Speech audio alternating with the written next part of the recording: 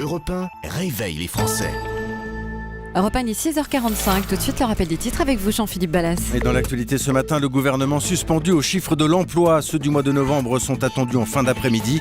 François Hollande espère qu'ils confirmeront les espoirs entrevus ces dernières semaines pour inverser la courbe du chômage.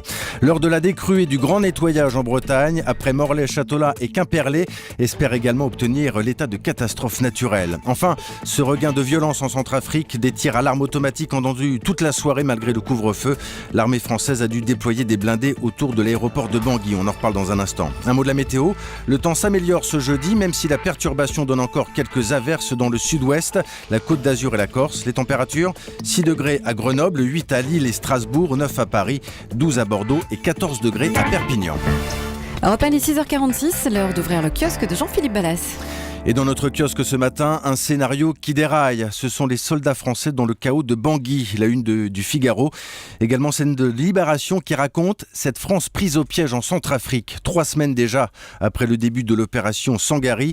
Et la situation menace de dégénérer à tout moment. Ce devait être une opération coup de poing.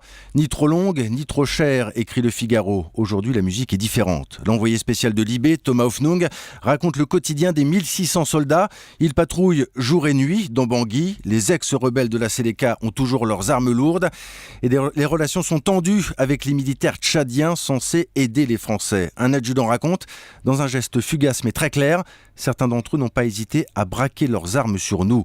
Cela ne veut pas dire qu'il ne fallait pas intervenir, estime le Figaro, mais sans doute aurait-il fallu prendre l'affaire plus au sérieux. La France se retrouve dangereusement seule, constate Libération, dans un combat qui prend un caractère religieux entre une population majoritairement chrétienne, je vais y arriver, et sa petite minorité musulmane. Notre ennemi, c'est la haine, déclare l'archevêque de Bangui. Nous n'avons pas d'autre choix que de vivre ensemble. Reportage et décryptage à lire donc ce matin dans Libé et le Figaro.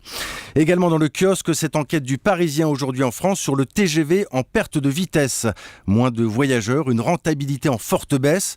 Le fleuron de la SNCF traverse une grave crise. Une ligne sur 2 serait déficitaire, dit le Parisien. Les Français boudent et trouvent les billets trop chers.